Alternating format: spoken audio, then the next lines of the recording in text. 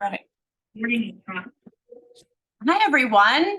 This is Michelle Gramoglia, the President and CEO here at Woodland Pond, and this is my weekly update for a Tuesday. I don't have too many things today. Incidentally, today is Tuesday, July 25th, 2023. And as I said, I don't have too many things today, but I will go through the items that I do have.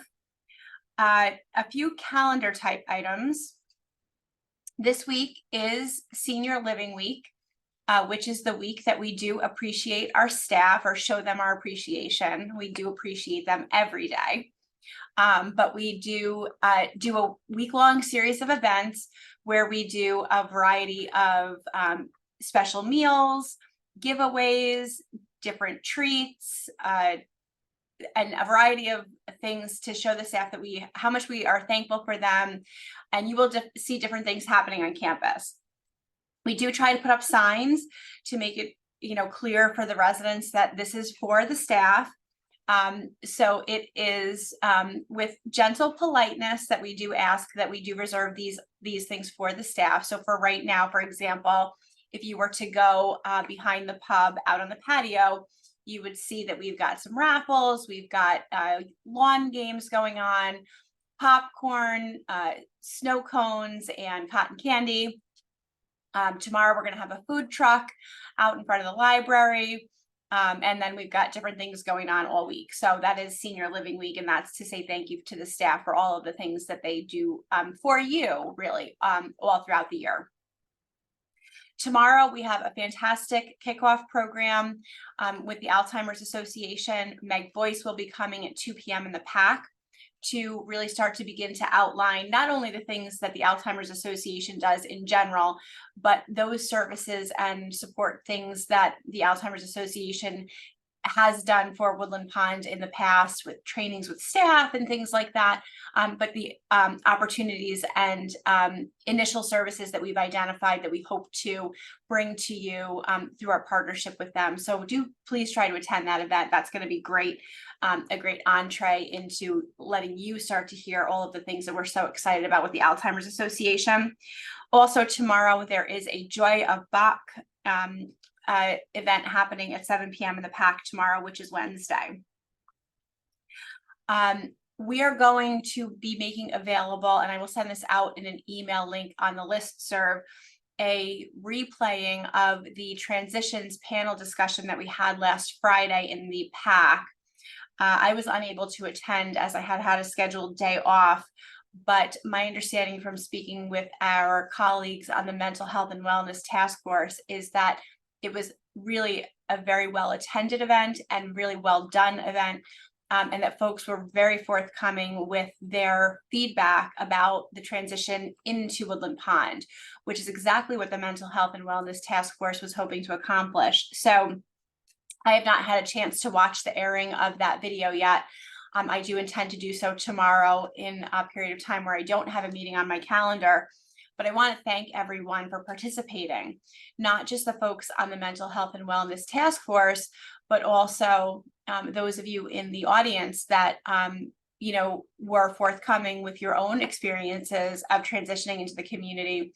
And speaking briefly this morning with Pat Hauk, she indicated to me that this week at our Mental Health and Wellness Task Force meeting, which will be Friday, we have some really great opportunities to be able to start to do some inroads on supporting residents in that transition process. And that is exactly what we were hoping to cue in on in Friday's session. So I'm going to send that link out so that if you missed that session, you can see exactly what was discussed. I think these are the exact types of opportunities that the Mental Health and Wellness Task Force is hoping to capitalize on so that we can be more supportive to the residents. And as I said last week, this transition into the community for many residents, if not all, is just so pivotal and so impactful. So I'm really excited about that. And again, want to thank all of you for participating in that.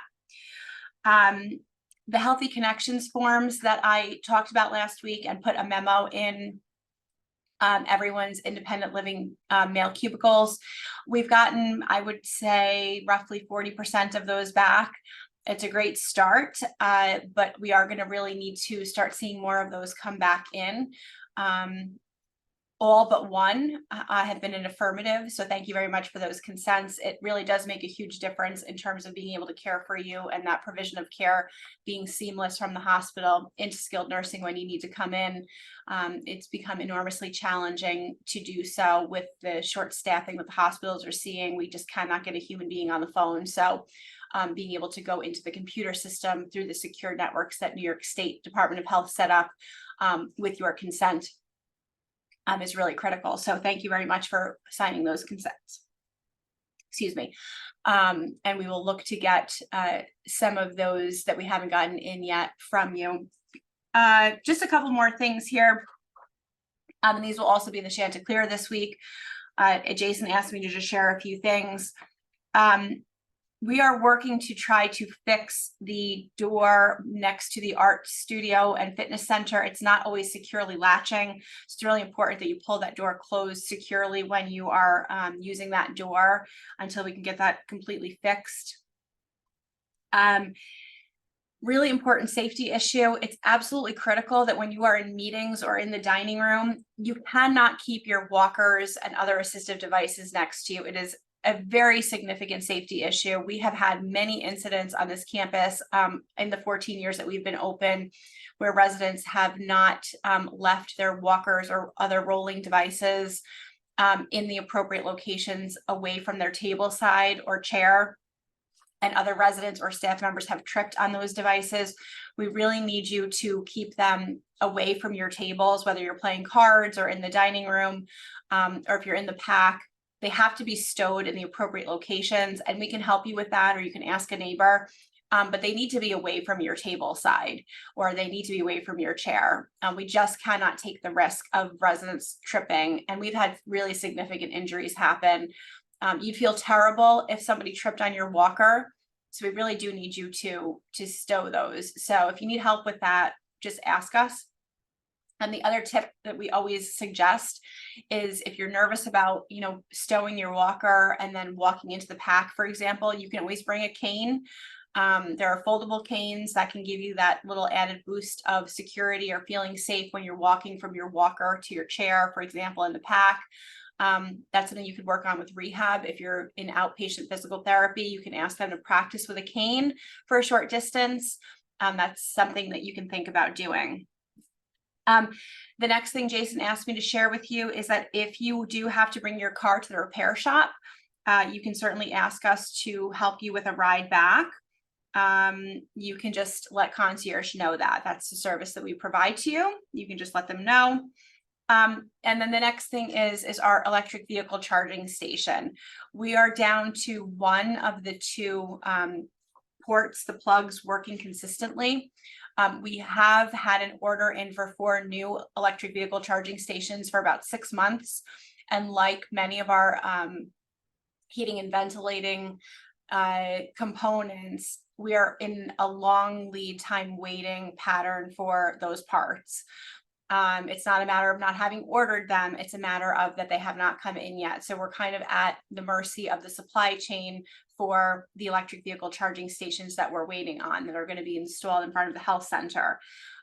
So while we're doing so, we really need to remind people that there is etiquette related to electric vehicle charging.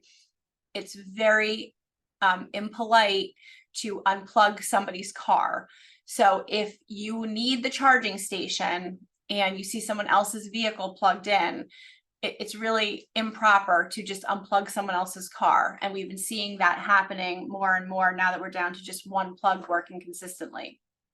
So if you do need to plug your car in, please do not unplug someone else's car. Please go to concierge and ask them to contact the driver of whoever is plugged in if you believe that their car is done charging.